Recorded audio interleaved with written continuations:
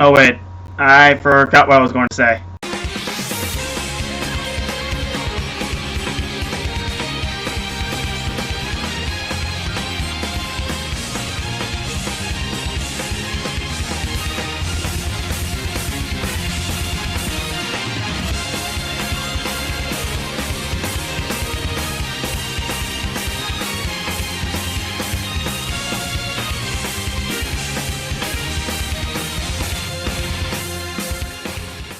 Like I said before, weapons are a pivotal part of any Mega Man game, so when a weapon sucks, you'll definitely notice. And the fourth list of Mega Month will be devoted to 10 weapons I find the worst. Whether they're situational, have major flaws, or just plain suck, these are the weapons that make me question their existence. And for the sake of variety, I'm only putting one weapon per game on here. Alright then, let's roll!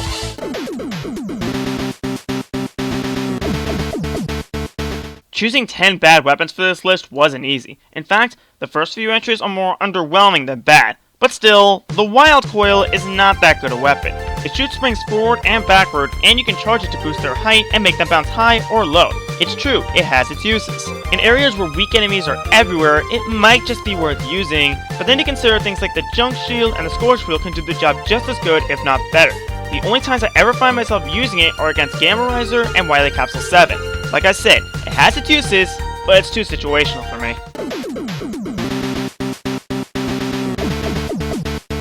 Remember I said that homing weapons were cool? Well, they are, but the homing sniper isn't all that practical to me. It can function as a homing weapon, but you need to charge it and wait for reticles to appear on enemies and then shoot them. Okay, that's fine, I can live with that. But the problem is that if you get hit, you lose the charge and the reticules.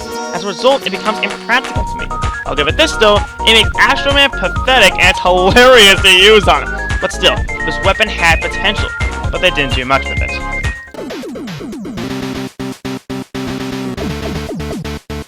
Any player of Mega Man 5 knows that the Power Stone is flawed. It fires 3 rocks that rotate counterclockwise and space apart at an alarming rate. In actuality, the biggest problem with this weapon to me is the fact that it rotates counterclockwise. If it rotated clockwise, it might be easier to aim and a lot less awkward to use. Because it rotates counterclockwise, it is seriously awkward to aim, and trying to hit anything with it is a serious pain. Even if this weapon is terribly flawed, why is it only at number 8?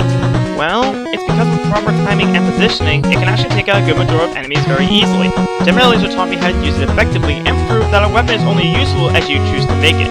Wish I could say that about the later weapons on this list.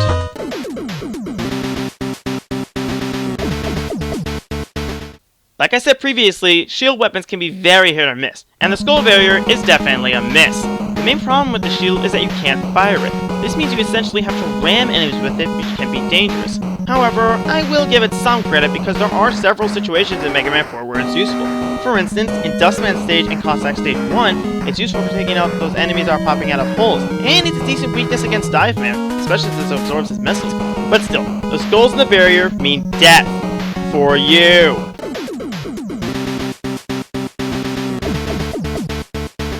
You know, the weapon selection in Mega Man 6 was pretty nice. I'd say it'd be one of the best if the Plantbearer didn't completely suck. This is easily the worst shield weapon in this series. Its offensive power is weak, and like the Skull Barrier, you can't throw it. However, I find it worse than the Skull Barrier because very few enemies in Mega Man 6 use projectiles, and you can easily take them out with another weapon anyway. It doesn't even work well as a weakness because Tomahawk Man's feathers pierce the shield, and he likes to jump around. Who thought pedals as a shield would be effective? To me, it's nothing more than a weed.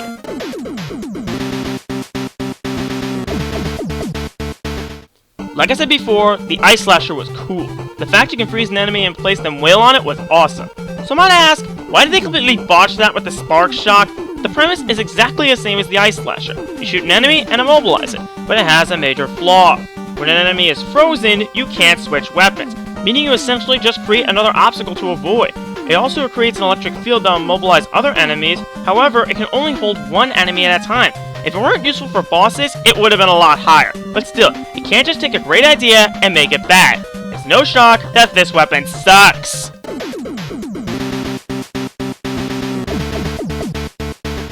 I already said this, but the weapon selection in Mega Man 2 leaves a lot to be desired. The Atomic Fire further accentuates this point. Seriously, what is this weapon and why? The idea is that you charge a fire shot to tear through enemies. This would be a good concept if not for the following. 1. It takes freaking forever to charge, and you're wide open while it is charging. Also, a full charge shot depletes almost half of its ammo, and if you don't have enough ammo to shoot a full shot, you can't charge it to maximum. There was only one place in Mega Man 2 I actually use it, and it's here in Wily 4. It doesn't even work well as a weakness because, again, you are wide open when charging a shot. Seriously, this weapon is just half-baked.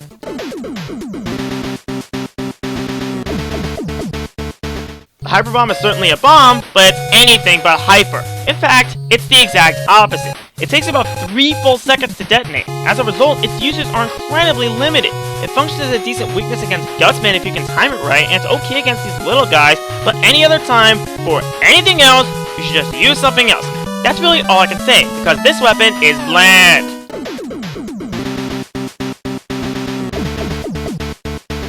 You know, I kinda like Sheepman. His design reminds me of Ampharos, and I love Ampharos. His stage was fun and creative, and his fight was interesting. You know what I don't like about Sheepman? His weapon. The Thunderbolt is one of the most worthless weapons in the series. For one, it has barely any ammo. I think you could shoot about 6 or 7 shots of it with full weapon ammo. That's it! Also, it's slow, and its range is horrendous. The lightning lasts for about a second, and it takes 3 or 4 for it to go off. And if an enemy hits the wall before it goes off, it disappears, causing minimal damage. If it weren't for the fact that it works wonders on Pumpman, it probably would have made number 1, which leaves number 1.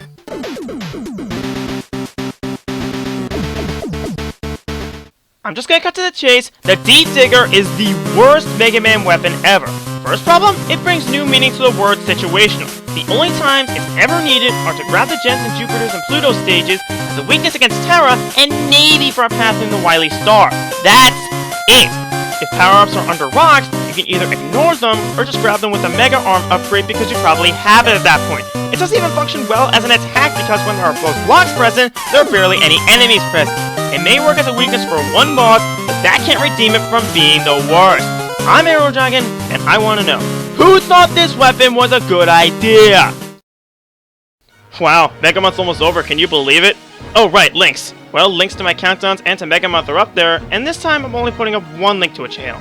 But it's a very special channel. It's WeDude83 Rebirth. He recently hit 20,000 subscribers, and he released a thank you video to all the people who have watched and supported him. And you know what? I really have to thank him. He's one of the biggest inspirations for me to become a countdown maker, and seeing him with that level of success only inspires me to work harder at what I do. And with that said, only one video to go. Take care.